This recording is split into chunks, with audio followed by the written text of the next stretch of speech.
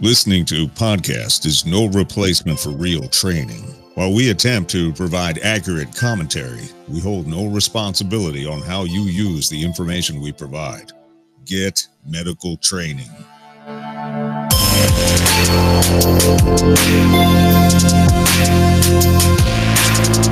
In the blink of an eye, everyday order can be replaced with once-in-a-lifetime chaos. Be prepared. This is the Civilian Medical Podcast.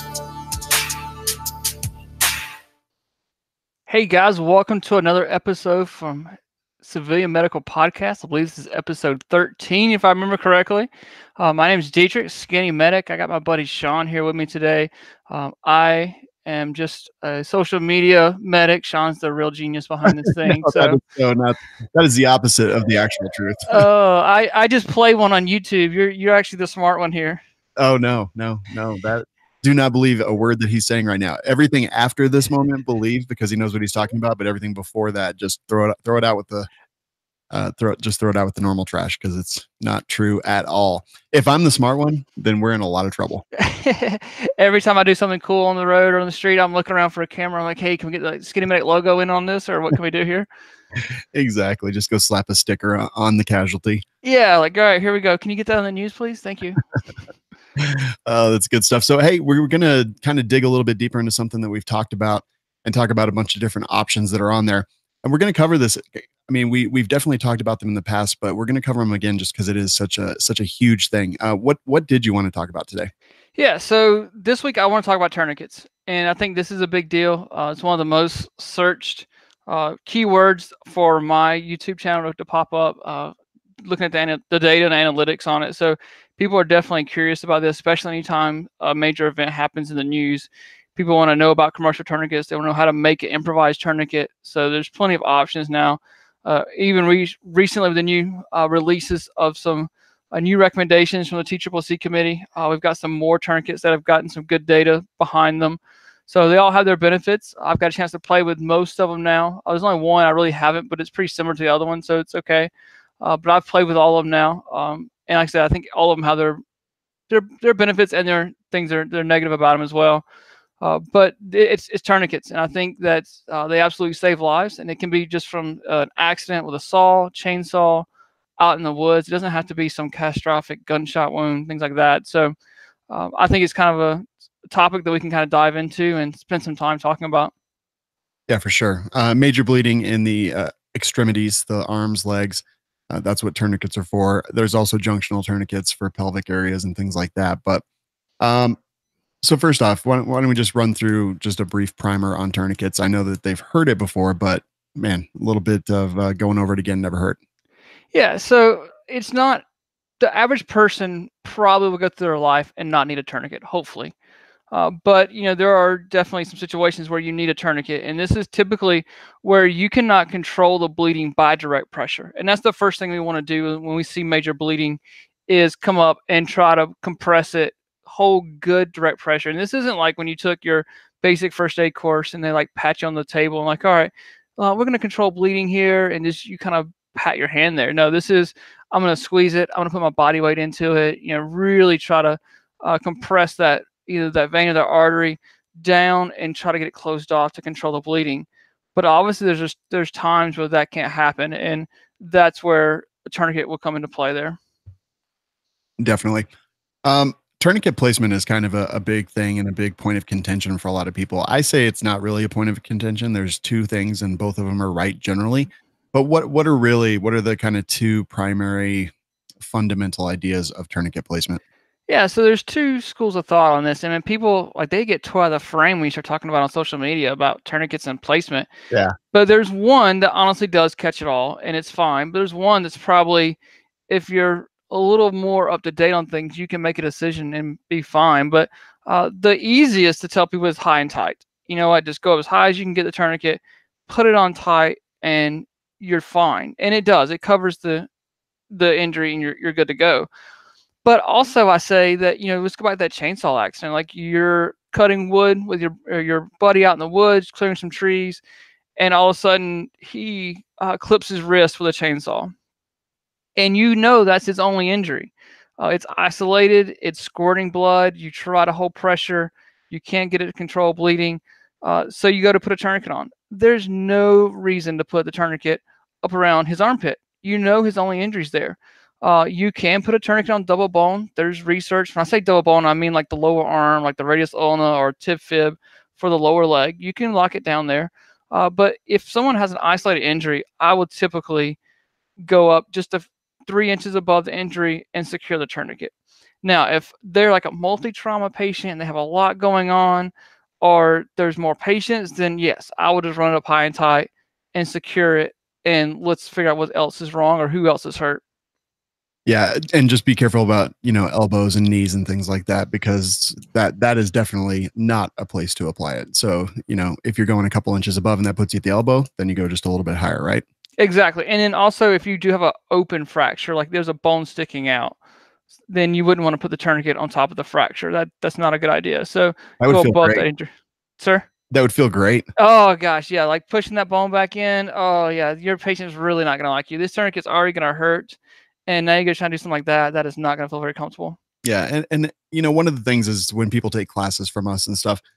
For me, I'm like, look, they're coming here, they're taking a class, they're drinking from the fire hose because it's a whole lot of information in just one day usually. And for me, I'm like, high and tight is not really ever going to be wrong. So I always mention, hey, 2 to 3 inches above the wound, not on the elbow, not on the knee. It doesn't matter kind of where else it's at from that point, but high and tight is also never really going to be wrong. If that's what you can remember, then remember that. Otherwise, you can kind of delve down, get more advanced and do that. But either one really not going to be the wrong answer when we're talking about life-threatening bleeding. Exactly. I mean, so you just there again, think about multiple patients. Then you're going to be busy, you're tied up. Then just go high and tight, no big deal. But if it's an isolated injury, you're like, okay, cool, I got this. Then there's no need to put the whole arm at risk, because there are risks when you go to put this tourniquet on. You're gonna build up some nasty stuff inside that arm or that leg because there's no more blood flowing through there. So you build up some toxins, and that can cause some problems. So if you can limit the amount of space that's taking up inside the body, then it's going to help your patient long term. But there again, nothing wrong with saying, I'm just going to put the tourniquet up around the armpit or around the groin and secure it down. Yep. Time for tourniquets. Growing up, there was a ton of misinformation out there, just kind of old anecdotal stuff. You're going to loosen it every 20 minutes, things like that. If you put a tourniquet on, they're going to lose the limb, things like that. But under 2 hours, not really a problem whatsoever. Exactly. There's still some of those myths out there. You're talking about loosening a tourniquet up, letting blood kind of blow back through and then tighten back up. That's a myth. That they're going to lose the arm or a leg is probably a myth too. Just depending on the damage of the leg. Now, they're probably less than 2 hours. They're not going to lose the arm or leg due to the tourniquet. They may lose it because there's just so much trauma involved in that leg or that arm. But less than 2 hours, they're fine. There was a documented case of a helicopter pilot who put his on himself, and he had a tourniquet on for 16 hours. Now, I can't imagine the pain that person went through for 16 hours, but you can't keep them on for a long time. And I wouldn't be worried about time frame when I go to put the tourniquet on. That's something we can kind of take a deep breath on and go, all right, can I get to a trauma center in the next 2 hours? Mm-hmm. Or is it going to take me 6? Is it going to take me 8, 10 hours? If you're on a trail, the Appalachian Trail, or up in the Colorado Mountains where you are at right now, you could be theoretically up there and have to spend the night overnight, and you could be in a bad situation for a long time. So, get the bleeding stopped and then kind of take a big deep breath, go, all right, now can I downgrade this tourniquet? Can I, what do we need to do, or just leave it on? And you can kind of take a deep breath and evaluate the scene. But during the chaotic moment, you got to get the red stuff to stay on the inside. Yeah, for sure. And if you want to look up further data, the Krog Combat Journal of 2008 was a study that was done with 232 casualties with tourniquets on 309 limbs. No amputations were caused from actual tourniquet application, and I think there was 3% transient nerve palsies, but safe. And there's tons of data to support that. So that is one of the things, if you're kind of in the backwoods and you worry about time to extract and things like that, what if it's a 3-hour hike normally, but when you talk about a leg with a tourniquet on it, how long that is. And I always kind of have to err on the side of, I could pack it, I could compression wrap it, and then try to walk out. But what if it's you spring a leak again? What if you bust loose a clot or something like that? And that's why I'm like, yeah, I may lose the leg, but that's especially a time when the 2 to 3 inches proximal to the injury are a good thing, just in case you do actually lose what's below it. Yeah, one of the things that we train on is, you're absolutely right. That 2 hour hike in or that 3 hour hike in now becomes an 8 or a 9 hour hike out, because your rescuers are having to carry you out, maybe, or you're trying to hike out yourself. Like it's an easy 2 to 3 times longer than you when you got in. So for us, if I know the tourniquet's been on for 2 hours, whatever, I can take a look at it and let's evaluate it. Maybe I do wound pack it with some combat gauze or sea locks, put a pressure wrap on it, and then slowly start to release it. I think that's probably one of the things we talk about, is because we have a water hose and you open it up really quickly, it's been held up, the pressure is on it, back force is pretty heavy. So we'll wound pack it, get it in there nice and tight, and then slowly start to release the tourniquet. Maybe take a half turn off and evaluate it, take another half turn off and evaluate it until you get the tourniquet free. And the strap or whatever it is you're securing it is still nice and tight, but the windlass is now loose. And so we will leave the tourniquet in place. That way, if I am coming down the trail with you and I see it start to bleed again, then I can just rotate the tourniquet and it's back now secure. And then you have to tough it out for the next 5 hours, 6 hours. But if you can stop, you're going to have to stop and evaluate that tourniquet every few minutes, every 5 minutes, and make sure that there's not rebleeding again. It's going to be a big deal. Like you said, if you wound pack it, put a pressure bandage on it, and you forget about the tourniquet, and your patient absolutely could bleed out on the trail without you paying attention to it. So taking the time to stop, evaluating it, and look at it. But like you said, though, if it comes down to me losing my below the knee or bleeding out, I'm fine. Like I can learn how to walk with one leg. I'll get a prosthetic. I'll be fine. Yeah. Let's go through some physical therapy. We'll rock it. But I would much rather have that situation, that conversation with a doctor than, oh yeah, sorry, Dietrich bled out. Yep. For me, life always has priority over limb. People ask so often, improvised tourniquets, why not an improvised tourniquet? Why not my belt? Why not this? Why not that? And for me, generally in the classes that I do, I'm like, just carry a cat tourniquet. Like, it's not that hard. Throw it in a bag, throw it in a backpack, whatever it is. But people still want to know about the improvised tourniquets. So what did you want to talk about here?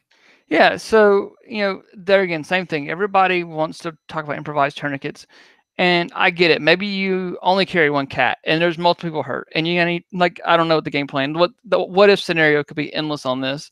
I've run a few calls where people try to use a belt and things like that, and they were never really successful with it. Maybe they slowed down the bleeding, which probably helped, so I could get there. But I've never seen an improvised tourniquet in my career that actually worked. They were always good pressure bandages, or they slowed down the bleeding.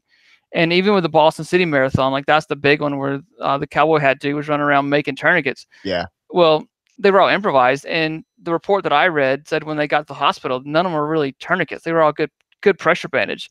Dude absolutely probably saved some lives, but he wasn't making tourniquets. He was making pressure bandages, which is fine. He said absolutely he was the first responder on that scene, and he absolutely saved lives. But that was not true tourniquets. And even when I got an EMS in 2002, we were taught to use cravats, use triangle bandages, and use some kind of get the screwdriver out of the toolbox of the ambulance and rotate them. And that was what we were taught to use tourniquets. And that was 2002. And we were kind of same thing. It was all right, hold pressure, elevate the extremity, do a pressure point, and then think about putting a tourniquet. Tourniquets were last resort. And now they're pretty much front line. If you walk up, you can't control the bleeding, you put a tourniquet on. It's a pretty quick decision. So the trauma surgeons have come a long way in just a short amount of time. So the fear of tourniquets still needs to be respected, but they don't have to be feared like they were years ago. Yeah, 100% agree. But let's talk about some ways that you can kind of create a windlass. What are some things that people kind of carry on a daily basis that they might be able to use if they can get the proper breadth of pressure on the tissue to close off those arteries and blood vessels? What could they use? So one of the things I like is the carabiner. Like you could use a t-shirt, you could use a triangle bandage, whatever cloth you want to use. There again, making it nice and wide, that 2 to 3 inches wide as well. And now we're talking, above the injury, but make it nice and wide.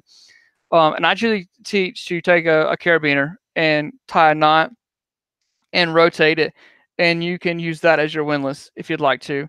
For me, that's how I carry my truck keys. It's on a nice big carabiner. That's the only set of keys that are on that carabiner is my truck keys. So I don't have to worry about taking 1,000 keys off of it to try to use it. So we have that one. You could use a stick or something kind of firm, but probably using like a plastic pencil or pen, probably not the best one because it's going to break. It does take some force on that windlass when you start rotating it around.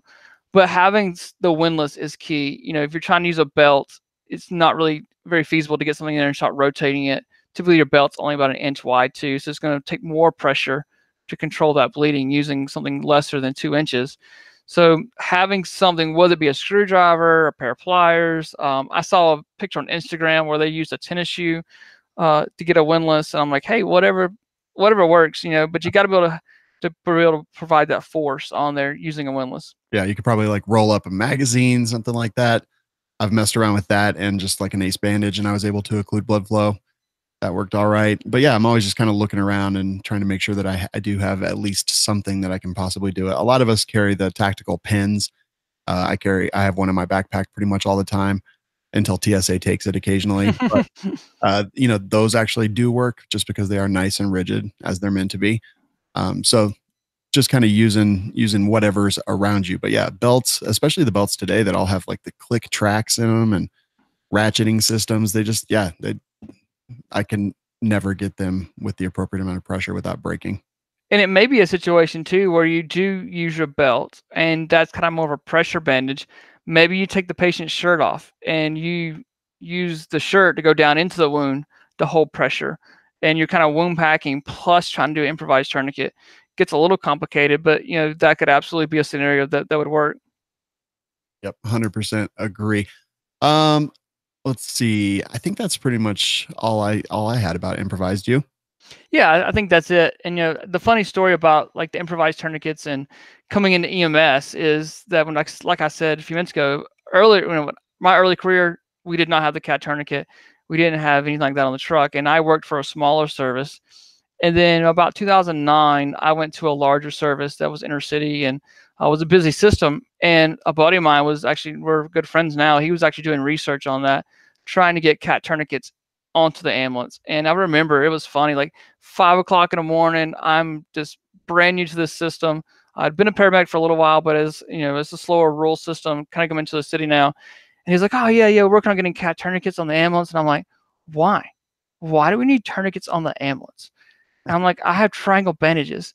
And like, I remember like 5 a.m., this dude's head was going to explode. And he proceeds to educate me on all the research he'd done, all this stuff. And I was like, all right, that's fine, whatever. And now, since that time frame, I was counting actually this morning, I've applied 7 tourniquets in the field. All of them except one were CAT tourniquets. One was a soft T that I applied. They all worked. They were all successful. They all required a tourniquet once we got to the hospital and looked and saw the artery or whatever we're looking for. And nobody has lost an arm or leg yet. I had one dude who completely amputated his lower leg. I put a CAT tourniquet on just above his knee, and he said that the tourniquet hurt worse than the actual amputation of his leg. Yeah. But the trauma center that I transported him to, it was probably about time he amputated his leg, the time he was in surgery was probably 45 minutes, and they reattached it. I was super awesome. I was like, holy cow, that was impressive. But I've used them in the field, and now like I pretty much make a living off of tourniquets. So it's funny how even I can say I was wrong. A few years ago saying that ambulances didn't need tourniquets, things like that. Now I'm like, yes, ambulances need multiple tourniquets. Like the paramedics should be carrying them on them. So definitely changed my mind in the last few years. As an aside, was it weird just picking up a leg? It was like, it was so fun. Like it was a big system, but like there's smaller fire departments inside the system. And I had a good relationship with this fire department, and I come walking up and I'm like strolling up, and the firefighter was like, dude, Dietrich, there is something wrong with this guy's leg. I was like, wow, okay.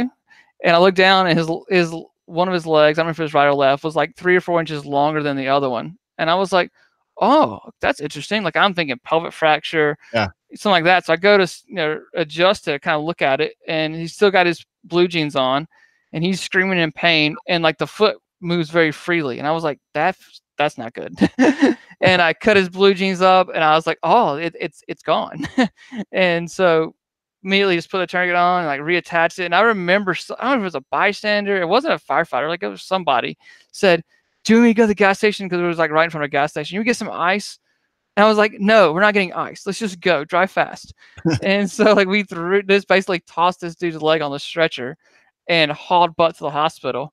And yeah, like they reattached it. But I didn't do anything that they teach you in first aid class about putting on ice, putting it in a bag.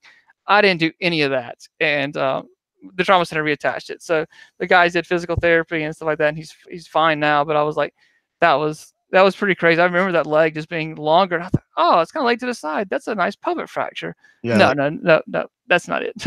Dislocated or something. Yeah. Nope, it's gone. Yep. It's crazy that you said it was a crush injury? He was actually riding a motorcycle, and a car clipped him. And he came off the motorcycle in the middle of an intersection. Yeah, it's just weird that it didn't cut the jeans too. So yeah, like it looked like it was nice and intact. There was some bleeding, but not major bleeding. And I think it was because we were there so quick. That's one of the things too, is we see on like Instagrams, people will tag me on Instagram like, oh, does this injury need a tourniquet? And it's amputation. And I'm always like, yes. If the leg is amputated, you should put a tourniquet on it, because the artery's severed. Like, there's veins severed, there's multiple arteries severed. You should put a tourniquet on it. And one of the things I think gets people, especially if you're there quick, is what happens is obviously the body is super smart and it's trying to stay alive. So you will get some spasm of the artery and veins, and they're trying to close up. They'll retract some, not nearly as much people think they will, but you get some swelling, localized swelling, and the body is trying to stop the bleeding on its own. So what happens is the body says, holy crap, I'm going to try to stay alive. And then at some point, in a few minutes or whatever, seconds, it says, you know what, I can't do this anymore. And things start to relax. And that's when that bleeding happens. So, I've seen it before, paramedics and EMTs were like, oh, I didn't need a tourniquet. And they're going down the road, and all of a sudden there's a lot of blood coming off the stretcher on the floor of the ambulance, and like, oh crap, and they put a tourniquet on. It's that spasm that happens. And that's why, a lot of times we don't see a lot of blood at first with these amputations, but ultimately you should still put a tourniquet on those. Yeah. And if I'm not incorrect here, that's vasoconstriction and vasodilation, right? Yes. Yeah. The vasoconstriction is when, it closes up. Dilation is when it gets bigger. Yep. So people can look that up if they want more info on that. But yeah, it's very interesting. And we've talked about it before on this show, just because some of the after actions that we've done, there was just a surprising amount of no bleeding, probably because of exactly what you just described. And the other thing too is, we see in these movies, we want to think about like bright red blood squirting all over the place, over the walls, the ceilings. And I'm not saying that can't happen, but it's not as dramatic as people think it is. And you may get some spurtings, a lot of blood coming out quickly, but then the body's blood pressure starts to bottom down. So it starts to drop. The heart rate is speeding up because it's trying to compensate, but eventually the container starts to empty. And as the container empties, the blood pressure starts to drop, and there is no more pressure behind it. So you do get this blood that's oozing out, that's coming out, but there's no more pressure behind it to get it to squirt, to get it to come away from the body. So if you're several minutes into this, it's not going to be spraying or this bright red blood squirting everywhere. It's just going to be oozing out, but it's because your patient's blood pressure now has dropped so low. Yep. Totally weird stuff, man. Commercial tourniquets. There is a billion of them on the market, some good, some bad. How do we know which ones to use? So I agree. There's hundreds. Like, it feels like there's hundreds of tourniquets on the market now. It feels like there's been flooded, whether it be a ratcheting, be a windlass, or just be a compression band now. But there's plenty on the market. And so I would suggest people doing their research. Don't believe what I say. Don't believe what you say. Maybe I would like for them to take a class to get some hands-on training with each of them, so they can see which one they like the best, which one's easier for them, which one they like, which style, and then stick with it. practice with it and go with it. But there's plenty of research on the internet that you can start looking at. Just be careful of your sources there as well. You know, like I'll pull the cat tourniquet for example. You know, you always hear these guys talking about the windlasses break and they're very fragile. Well, if you look at that, that's probably like early generation cats, and absolutely they had a problem then. You know, guys were rubber banding them to the outside of their gear. They were exposed to sunlight, the heat, snow or rain, whatever, and they were getting very fragile. But over the years, they've made improvements, and now the Gen 7 is fantastic. So we've, but just kind of you're looking at like, oh, the cat breaks. Well, look and see when that paper or that article was published. Was it 2009, 2010, 2011, or was it recently? So kind of look at that. But there's plenty on the market now. There's some good ones. I think every single tourniquet has its benefit and has its negativity to it. So recently, the TCCC committee, which is the trauma committee for the military, who pulls all the data research for tourniquets and looks at them, and they come out with a recommendation list. And before, there was only really 3 tourniquets on there. There was the cat tourniquet, the soft T, and the EMT, I believe it was. It's basically, the EMT was kind of a rare one because it was a blood pressure cuff that had a metal clamp. It was pretty expensive too, so that one kind of wasn't very popular. But the cat and soft T were the most popular ones there on the market. And now, recently, has gotten approved would be the RMT, Sam Medical's tourniquet, and then the TMT by Combat Medical, and then TX2 and TX3 by Rev Medics is also now approved. So you've got plenty of them on there. And like I said, there's more that are on the market. Those are the ones that I would probably stick to that list if it were me. Yeah, 100% agree. So why was it such a big deal for the Committee for TCCC to recommend so many more tourniquets this time than they have historically in the past? Why did everyone like in the medical portion of the industries just start to freak out? Well, because I mean, it'd been only your two choices for a long time. And for me, like I remember when the Sam XT come out and I was like, man, this is really cool. It looks like a cat, but it has some upgrades to it. And the ratcheting ones were getting very popular. Like I remember seeing the TX3 out several years now, and I was like, oh, that's pretty cool. It's interesting, but I want to see some data behind it. I want to see some research behind it. And not just some guy saying, hey, I like this one. Like, all right, let's see it. Let's show on ultrasound or whatever that it does include. Let's put in some testing. Maybe we use some animals or whatever, or simulation machines, and we test it to make sure it works. So they gather all the information, and they research it for us. It's important that the tourniquet has to be applied one-handed, which is going to kick a couple of them out. But that has to be applied one-handed, and it has to be made here in the USA, which is going to kick a few other ones out. Yeah. But that's the important ones there. All right, so it made a big splash. These are just recommendations by them, and I'm not sure. I don't believe they've released their entire testing methodology nor their complete results. But I heard that they are going to. They just don't have all that ready and formatted yet, right? That's correct. Like I really want to see that too. Like I want to see how they performed. Are they faster than, like, for me? Like I think the cat tourniquet is the gold standard. Mm-hmm. Yeah, I agree with that 100%. And maybe it's just because I've used it the most, but it really is. I mean, it's got so much going for it, especially the Gen 7 that we have today is just so good, so quick, so easy, and pretty dang effective as well, from not just my personal experience, but also everything that I've ever read. Yeah, and like I said, most of mine have been the cat. I have applied a soft T in the field, and it worked. It was fine. I had both hands free, so I think it's a training issue. I've used it. I'm comfortable with the cat, but for me, I think looking at it, like that's what you have to compare every single tourniquet to. Like I'm getting ready to post a video on my YouTube channel on the TX2, TX3 tourniquet, and like you have to compare it side to side with a cat tourniquet. What is its benefit over the cat? Where does the cat kind of come ahead? But there's it's definitely a lot of information to take in. Yeah, it definitely is. All right, so did you want to go through these and kind of talk about A, the operation, B, pros and cons that you see? Yeah, I think so. I think we could start at the top of the list and go with the cat tourniquet. Obviously, that's our favorite. Mhm. Um, I think with the latest Gen 7, the previous generations, if you have them, there's nothing wrong with them as long as they're in good shape. But you're going to see that white tag, and that's kind of the giveaway. That's an older generation.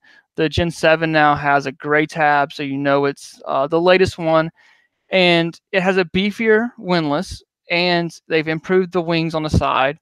It's a little bit longer now because technically, if you have an older generation, you're supposed to double buckle it, like go through the buckle twice Yeah. if you're doing a leg. Nobody really did that.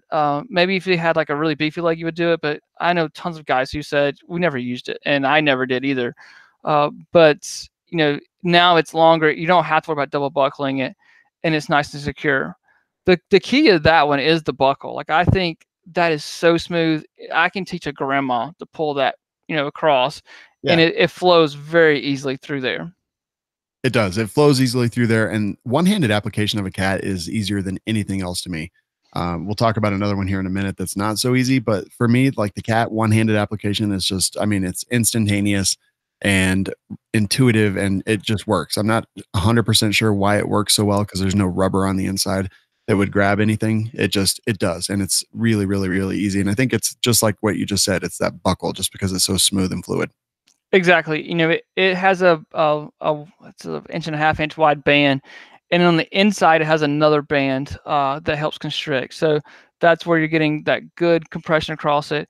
Um, it will compress down to about 5 inches in circumference. Make sure we say that correctly. I don't want to get fussed at. But for smaller kids, that base plate could be a problem. But as long as you pull that initial pull is tight, then you should be okay. One of the downfalls that I think with this one is the Chinese knockoffs, and that it drives like the toys that break. And we'll talk about the other one in a minute. But the ones that I was in my last class. This guy bought 3 on Amazon for like $15, and they're plastic windlasses, and they broke right there in class. Like I was like, hey, let me see that for a second. I put it across my leg. I rotated like 2 times, and it broke right there in front of everybody. And everybody's like, oh, like it was perfect. I loved it. I was like, yes, this is why you don't buy them off Amazon. And it's made to look like a cat. It had the cat symbol on the back. Like it was a good clone. But it was a problem. And if that would have been this dude's life on the line, that would have been a huge mistake for him. Yeah, 100% agree. And it's funny that a con is actually just because they are copied so much because they are kind of the gold standard. It is. I mean, I know that's bad to say, but it's the truth. No, I totally agree, actually. And I think some of the guys don't like the cat because it's plastic or it's polymer or whatever fancy plastic you want to say. Yeah, But I think as long as you're buying a Gen 7 and you keep it out of the weather, like they make nice holsters, keep it inside your kit or whatever, like as long as it's not out in the weather 365 days a year, it should be just fine. yeah. I've seen, and again, you talked about that already. I've seen reports, but they're all older reports about kind of just environmental concerns destroying them. Yeah, and like I don't remember which post it was on. It was on a North American Rescue post. They were talking about that, and they in the comment section, North American came back and said they have no official reports of any breakage of the Gen 7 cat. So like for that's a pretty big deal to me that if you've broken one and you're active duty or you're military, you're first responder, then you need to let them know about it. But as of right now, according to their Instagram post, they don't have any official word of any breakages right now. Wow, that's impressive, man. Yeah, I should have screenshotted that because it was pretty like I was like, holy cow, like that's a pretty big statement. And I should have screenshotted it, but it was on their Instagram page. It was pretty cool. Yeah, that's awesome. So cost of a Gen 7 cat. Typically it's about $30. That's the retail price. So whether you hopefully you buy it from Medical Gear Outfitters or you're buying from someone else, $30. If it's less than, if it's less than 15, $20, that should throw some red flags up. I promise you. Yeah. The markup is not that good. I can give you my word that the markup is not. I'm not getting rich off of selling cat tourniquets. Definitely. Yep. I mean, I've seen cost on them, and yeah, you're right. Let's see. Next tourniquet. So that's the RMT, the Ratching Medical Tourniquet, and it's very similar to the TX2 and the TX3 by Red Medical. The difference is that loop that you hold with your hand or your mouth, whatever you're trying to apply. The TX2 I think is a little sturdier, and then the actual plastic strap or the ratcheting system on the TX2 and TX3 have a little better like protection against ultraviolet stuff like that. So they're very similar. And like I said, almost you look at them, they're very hard to tell the difference apart. But the TX3 is wider. So I read medical, so we're kind of comparing these at the same time. The TX2 and the RMT are both 2 inches wide. RevMedic X has the TX3, which is 3 inches wide, given by the name. Same concept. You have this band that's 3 inches wide. You pull it tight. It has a little loop up there. So if you are going to apply it one-handed, you have to bite down on it. And I think that's where I'm like, ugh, come on. Because I think fine motor skills are going to be limited. And when you try to bite down something, I think that's going to take some training. But you bite down or you pull your hand and you pull it tight, and then it's got like a little snowboard ratcheting system that ratchets tight. And so it's something different. I think some of the benefits of that one would be like looking at the TX3 because it's 3 inches wide. So if I do have a patient that I'm going to have to keep a tourniquet on for a longer time, then I think that the 3 inches is probably going to be less painful for the patient.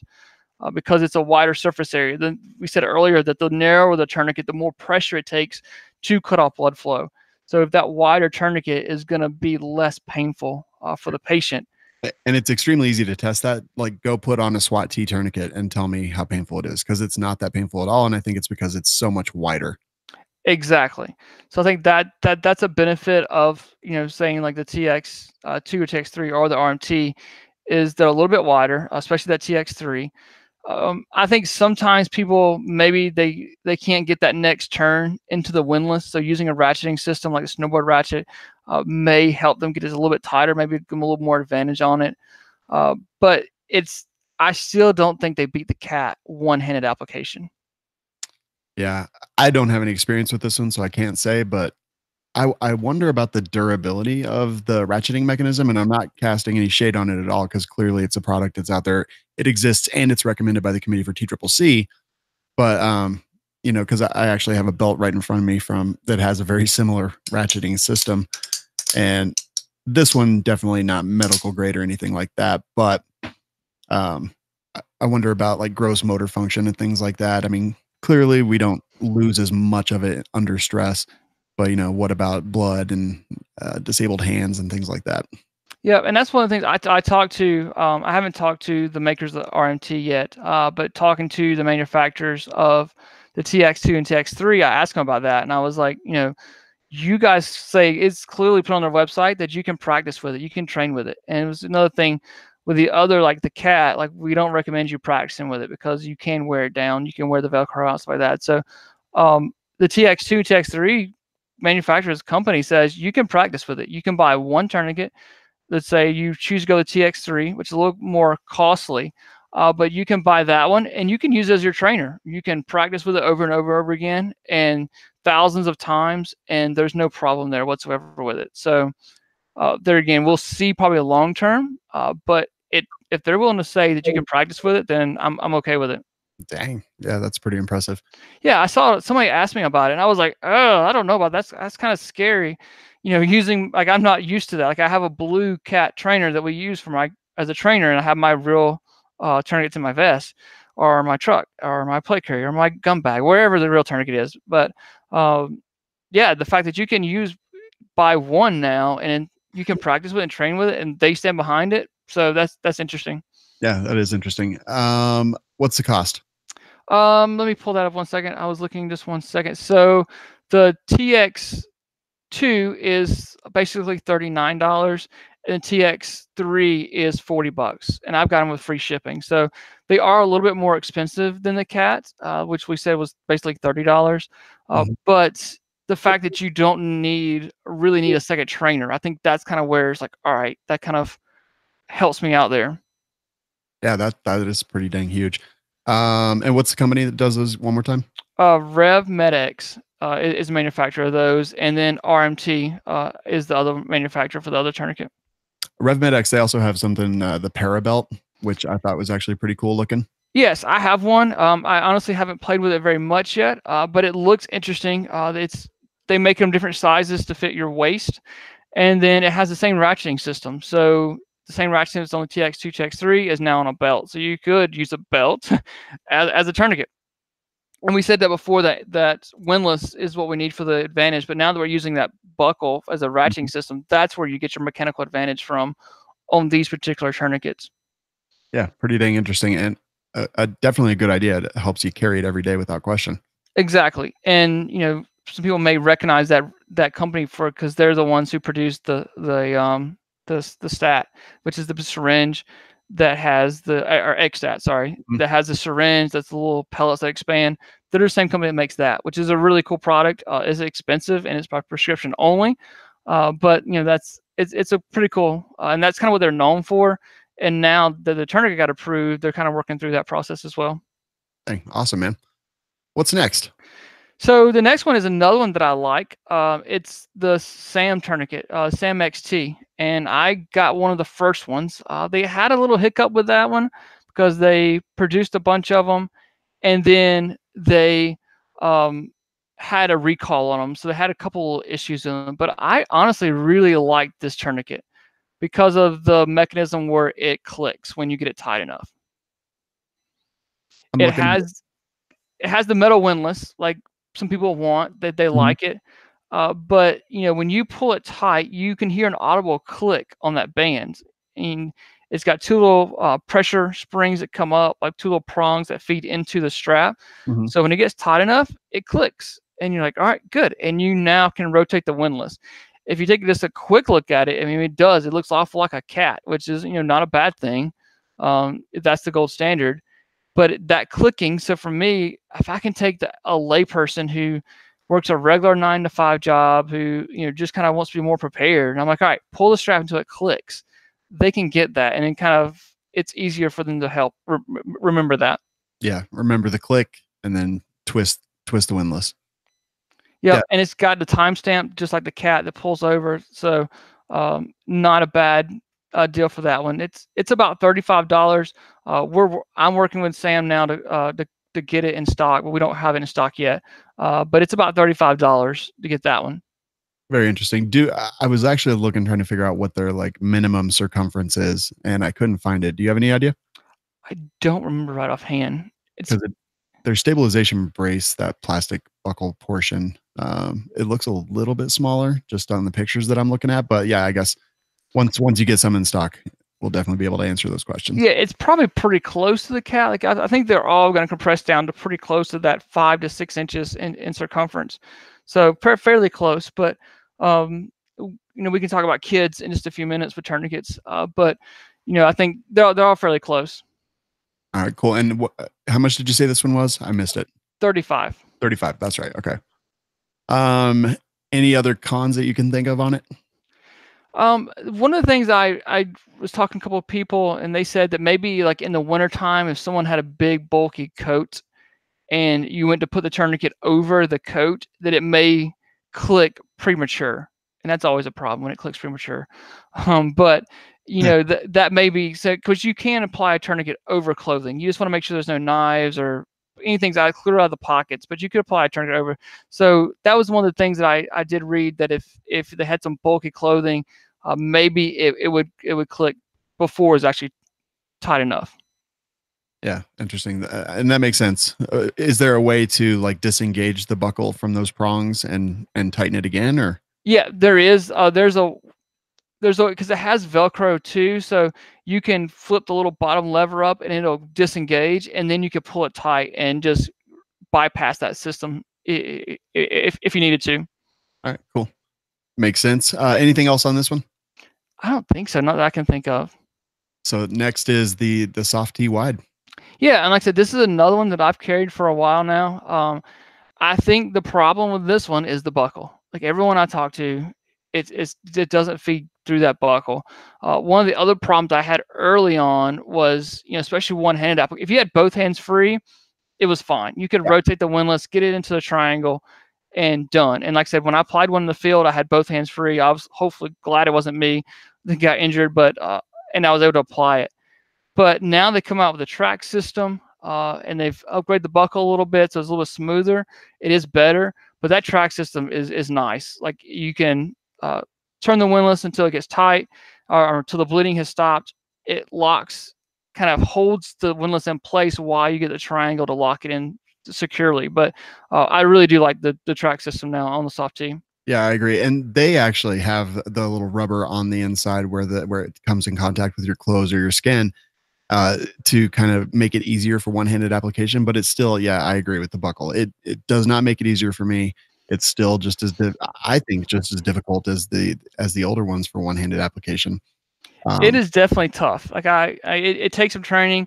The only thing that helps with that is that I have you lay on the ground and kind of pin it to the ground to help you get that, or lean against a wall, lean against something to kind of hold it in place to feed it through. But if they could figure out how to make that buckle flow like the cat, man, they would have it. It would be perfect. Yeah, I do agree with that. What did these cost? They're $30, the same price as the cat. Yeah, and I mean they are awesome. I do like them. That new clip system, the windlass clip, is fantastic. I mean it's similar to the one on the cat. It's just made of metal. Yep, and they upgrade the windlass, so I mean, it's a nice upgrade. It's just gets figure out the buckle. Like I would love it. You know, like I keep one. We have them on our vest. I keep them in my truck, but it's just not the ideal one for me personally. One-handed application. Yep, totally agree. But otherwise, pretty dang awesome. Yep, definitely. All right. The next one is one that we've talked about multiple times and that I know you're definitely interested in, especially because of some future considerations. Yeah, this one is the TMT by Combat Medical. I have a good relationship with them, and they came out with theirs, and it's a little bit wider than the other ones. Again, if you look at it at face value, it looks a lot like a cat. The locking system for the windlass is a little bit different. When you first look at it, I'm like, do you have to spin it one way? But after you get one in your hand, you're like, okay, it'll lock both ways. Like you can spin it to the left or the right, and it will lock itself into place. But this one is cool because it's something they're coming out with in the future. They're working on getting FDA approval for it now, and it's going to be a base plate attachment. And it's basically like a little bulb, a plastic bulb that's going to attach the bottom of it. So if you do have a junctional injury up in the pelvis that is too high up, that you try to put a tourniquet on, you're like, man, that injury is still 1 or 2 inches above, and I just can't get a tourniquet high enough. Then you could bring up and put this bulb on top of the femoral artery above the injury, use across the pelvis and wrap it down using the windlass, and now you have a junctional tourniquet. So something that for me in my gear, I carry a junctional tourniquet, and now I have multiple tourniquets in my big medical bag. So if I could take something that is smaller and does the exact same thing as a bigger bag that has my junctional tourniquet in it, it saves space, it saves weight. So definitely something that I'm interested in. Yeah, that makes a lot of sense. And I love things that I can use for more than one purpose. So if you can have that just as a regular extremity tourniquet, but also have it as that, I think that would be absolutely amazing. And also because it's a little bit wider, I think it's like an inch. I can't remember the direct dimensions right offhand, but it's almost 2 inches wide. So you can use it as a pelvic binder as well, which is a good thing. You know, if somebody think they have a pelvic fracture, then we want to compress the pelvis down.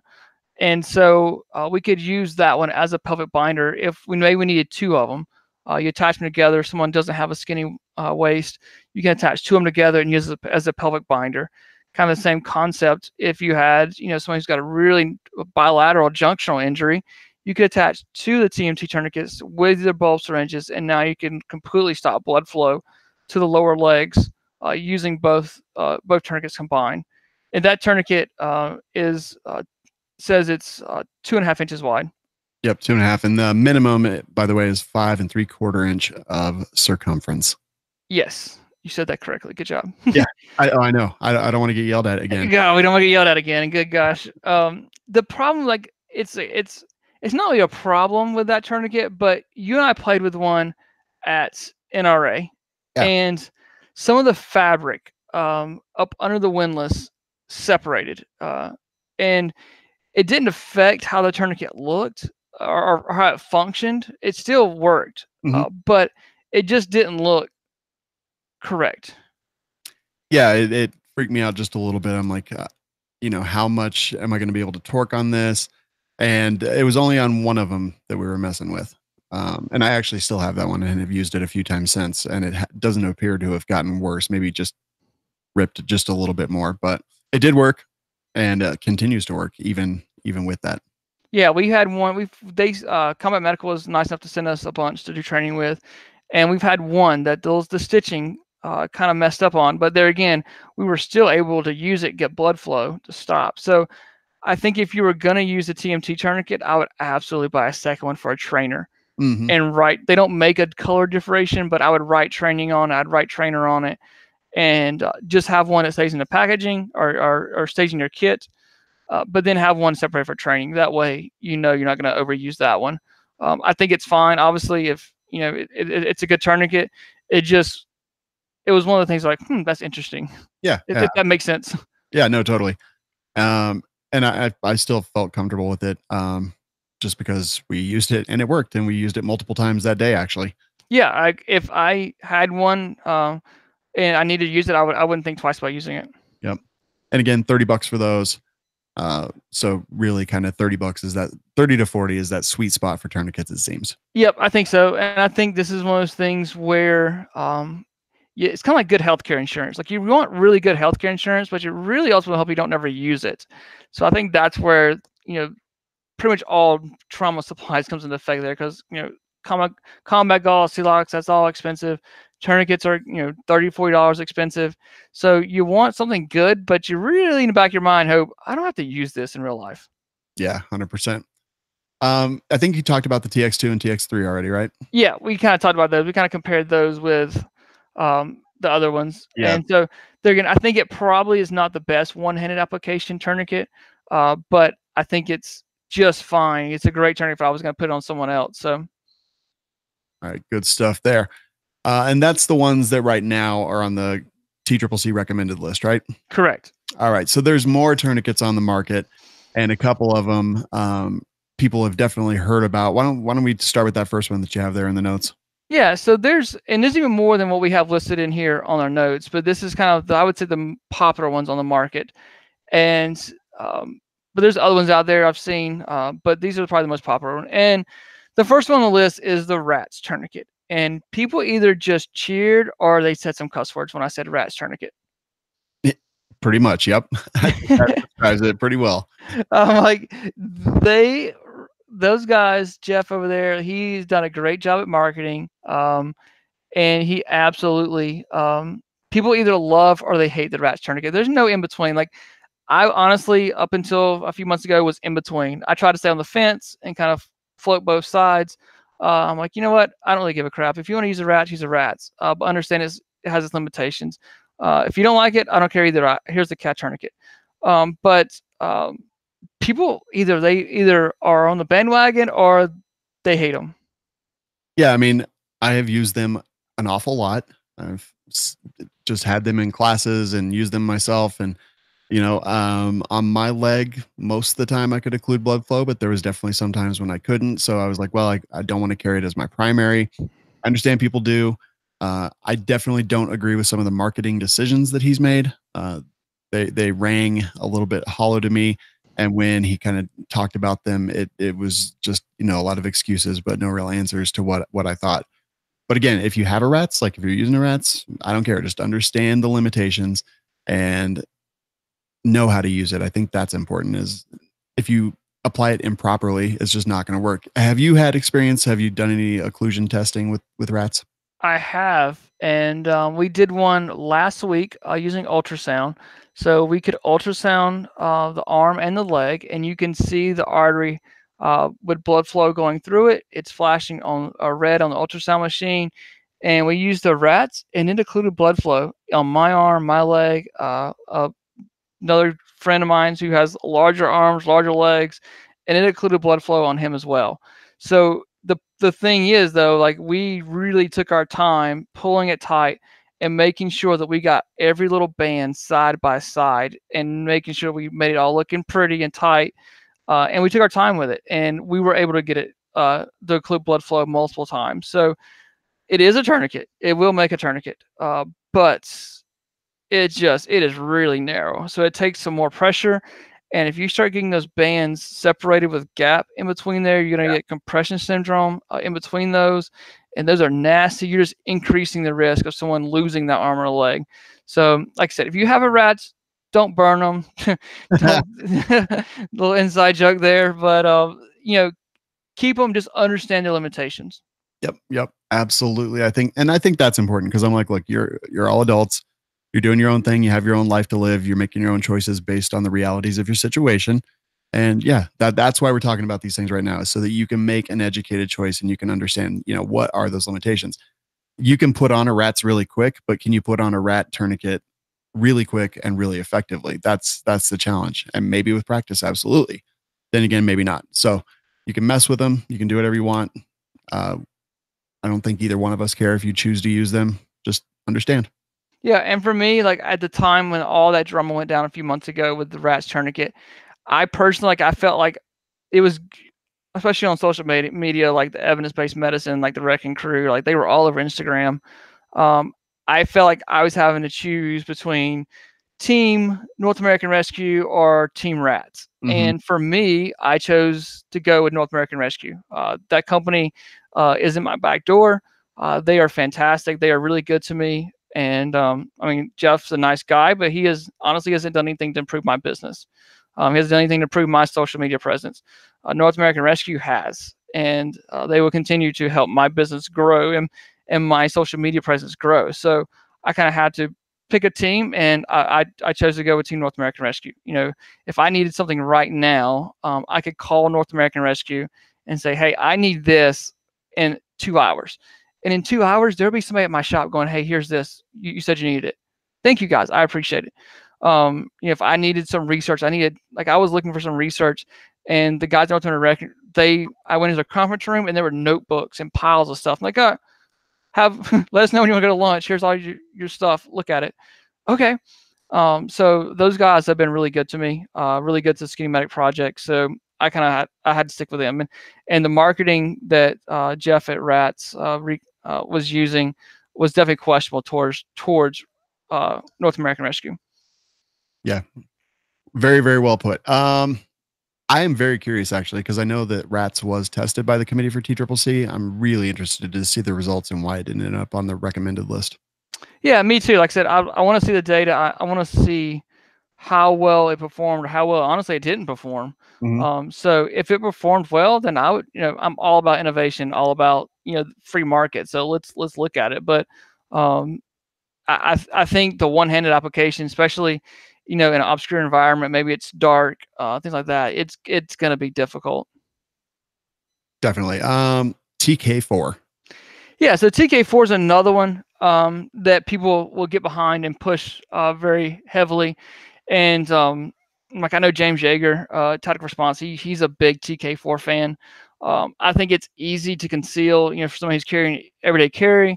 But for one-handed application, I think it's out. Trying to get those hooks to hook in to get your base started.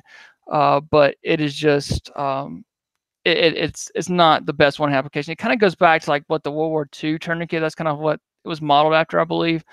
So it is wide, and I think you could use it if you had both hands free. But it's probably gonna make a good pressure bench because you just don't have any kind of mechanical advantage to help you get that good compression. Yeah, that one. Do you know if that was tested in the most recent round by COTCCC? I don't know. Yeah, I thought that they listed some that they had tested but didn't make the cut. And yeah, this one's an interesting one. I don't really care about this one a whole lot personally. That's just my choice.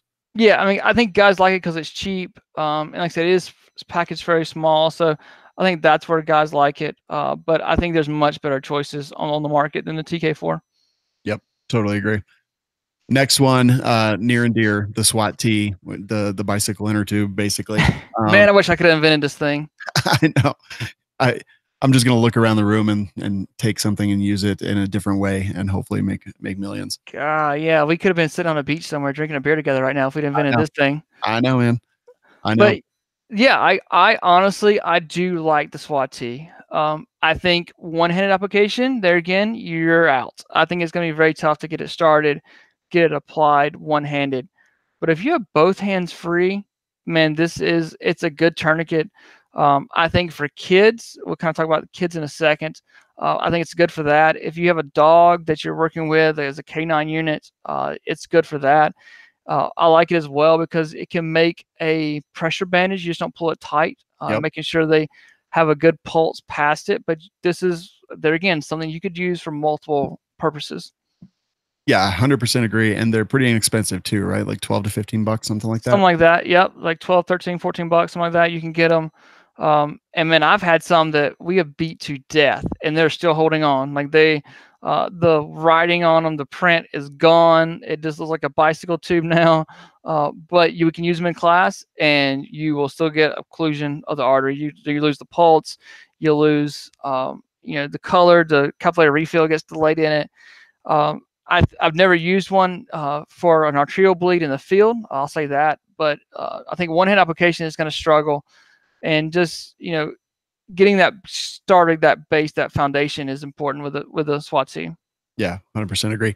Yeah, but one-handed application is just garbage. It's awful, and getting it started one-handed is difficult, but tying it off one-handed is even more difficult. Exactly, trying to tuck it in because it doesn't have it. Once you finish getting the wrap done, you're supposed to tuck it in. Like you got to have both hands free for that. Yeah, 100%. Let's see, Recon. I put this one in there. I saw that. I was like, oh. I know you hate this one. I know you hate this one. I do. Yeah, it is basically, from what I can tell, it is a direct copy of a cat tourniquet. It is. It has some additional features that people find interesting. And the reason I want to talk about this one is because I see it bandied about a lot. I have a couple. I've been working with them. I threw them into the class bucket, and I'm keeping track of applications with full occlusion on it with a marker. And I see enough out there, and they're inexpensive, I believe, if I'm not mistaken, 15 bucks, something like that. I think so. I see them. I see a lot of them out there. They have interesting features. They talk about Kevlar thread, and I don't know how that matters or why it matters, but it's pretty much a cat. It's got aluminum windlass. But other than that, it is pretty much a direct knockoff. And I don't know. I don't know if there's like copyrights or trademarks or anything like that. There is some issues going on with that. And I can't talk about a whole lot, but yeah, there are some copyright, some legal issues going on there. I don't know who's going to win that one. That'll be interesting to see who wins that fight. But I will say that if you don't want to spend $30 on a cat tourniquet, which I would encourage you to do, the Recon Medical is probably the best knockoff on the market, if that makes sense. Yeah. I have one, and I've yet to break it, to be honest with you. But at the school I teach at, we had some orange ones that were Recon Medical, and one of them broke. And I wish I'd gotten pictures of it. And it was the buckle. It wasn't the Kevlar thread. It wasn't any of that. It was the buckle, was the weak point that broke on it. And so I think it's the best knockoff on the market, but I would just encourage you to save up another week. It's like, I got $15. I'm going to buy a tourniquet. Save up one more week or 2 more weeks and get a cat. But I do think it's probably the best knockoff. They don't really like me apparently on social media because I did post it, and then they got I just said I didn't recommend the Recon. I didn't talk any trash about it. I just said I didn't recommend it, and their marketing people didn't like that I said that. But the comments got pretty ugly, and I'll let the comments go, to be honest with you, just because I knew it was feeding the algorithm on Instagram. More comments, the more the Instagram's going to push that post. So I was letting the comments go, and Recon's marketing team did not appreciate it. Yeah, which is kind of dumb, and that brings up something else I want to talk about in a minute. But yeah, I mean, so this one, I've got it in classes. I'm testing it, and again, like, I don't have to love the company. I don't have to love anything, but I know people are out there. I know people are buying them, probably by the boatload is my guess. So I want to be educated on it at the very minimum. And there's like a loyalty thing involved in that aspect. But yeah, I want to see just like the actual data. I want to know with my own 2 eyes, with my own 2 hands, what they're going to do, how long they're going to hold up, and if they're going to work the way that they need to work. Yeah, I agree. And like I said, for me, like you said, the loyalty thing goes back to the North American Rescue thing. Like the Recon Medical has done absolutely nothing for me. They actually don't like me very much, apparently. But North American Rescue, like for example, I needed a jet tourniquet. We were training with it, And I was like, I really need a jet tourniquet. And this was like 10 o'clock in the morning. I called them like, hey, our SWAT team is training. We could really use a jet tourniquet to show the police officers, this thing. And after lunch, I had one brand new in the package in my hand, ready to go. So things like that. So that's why I do have to step back and like I know I'm being partial with that. So yeah, no, that's fair. I totally understand that. Full disclosure. Yeah, no, I like it. I like it a lot. All right, so pediatrics, kids. Yeah, so this is another thing people will say, like, I carry a rats for kids, or I carry a SWAT T for kids. Nothing wrong with that. And the cat tourniquet won't compress down, small enough for kids. And so basically, I just want to touch and say that, we read that most of these will compress down somewhere between 5 and 6 inches in circumference, which is pretty dang small. So take your tape measure, run it at 6 inches, make a circle out of it, and you'll see how small it is. So if you put a tourniquet on a small child and it will not compress down, then they need a pressure bandage. There's not enough body fat there. There's not enough muscle there. A good 6-inch, 4-inch Israeli, Elias, whatever pressure bandage. We can talk about those in another podcast again. There's tons of pressure bandages. You can use the ACE wrap, but those will all secure down and secure that for that kid. I believe it was a 7-year-old that the soft T was applied to in Texas. It was a small kid. See, for some reason 4 is coming to my hand, but that may be too small, a 4-year-old. But anyway, small child. I know for a fact locally we had a cat applied to a 7-year-old. Like I said, in Texas, TACMed posted theirs soft T was applied to a small child. So it will compress down, but understand that all these tourniquets have limitations. So if you go to try to put a tourniquet on a cat or a small child and it doesn't work, then you need a pressure bandage. Yeah. I think that's important. I know a lot of people ask about this one. Let's see. There was also one more tourniquet that that I see a lot, and that is the stat tourniquet. And personally, that's really the only mention that I want to give it. There's also a halo tourniquet, which is put out by, I don't even remember who the company is. And I broke mine pretty quickly. Yeah, I don't have a good relationship with stat medical either. Hey, mad. Yeah, they do not like me at all, and that's fine. The other one too, there's a marine tourniquet. It's kind of a ratcheting system too, but I don't had an issue with their marketing company there again. I was, and I don't really like their marketing guy right now. So if they get a new marketing guy, I'll talk to them. But until they get a new marketing guy, I'm not going to talk to them. Skinny Medic, you have so many.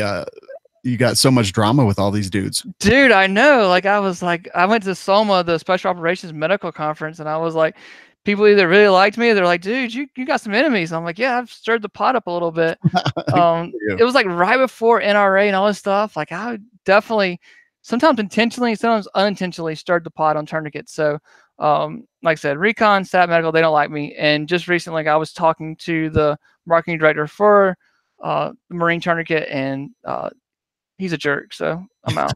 I love it. All right. I wasn't even getting paid too either. Like I was like, for somebody jumps on that bandwagon, it wasn't even going to be a paid advertisement. I wasn't getting sponsored by him or nothing. I just was having a conversation, and I was like, fine then, dude, go ahead. Yeah, forget about it, man. Yeah, I got plenty of other tourniquets I can do reviews on. It's fine. Oh, that is awesome. All right, I think that'll do it for the tourniquets. And we do have a product of the week, which I saw your video on. I've done a little bit of research on my own on it. Pretty dang cool.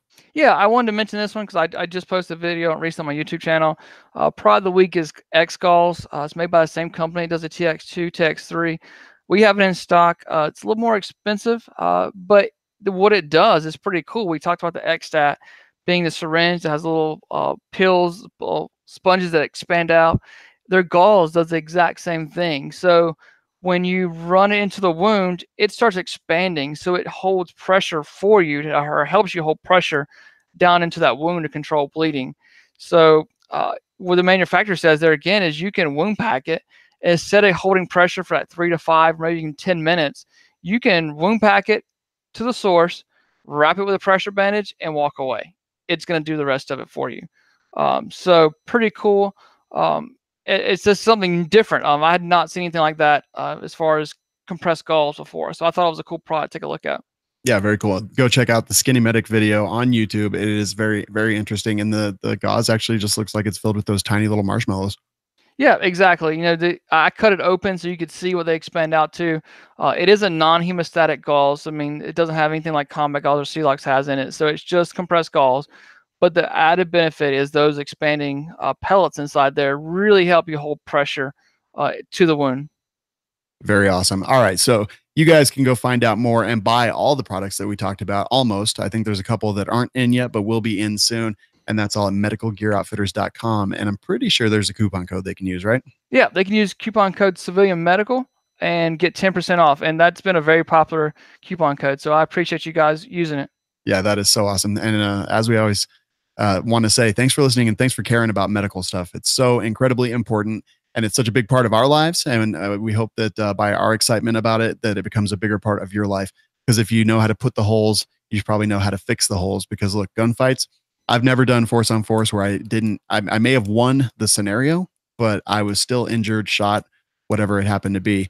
And after the triggers are pulled, after the smoke clears, you never know what's going to happen. So make sure that you know how to do some stuff to save your life, to save the lives of other people, or at least to keep them alive till that next level of care gets there. Absolutely. All right. We will talk to you next week. And if you have ideas for the show, anything like that, civmedical.com is where you can find us. Click the contact form. Send us ideas if you want to hear us talk about anything, companies that you'd like to hear us interview, people that you want to hear us interview. We've got a lot of that stuff in the works and coming up. But if you've got any special requests, let us know. We'll get right on it and talk to you guys next week.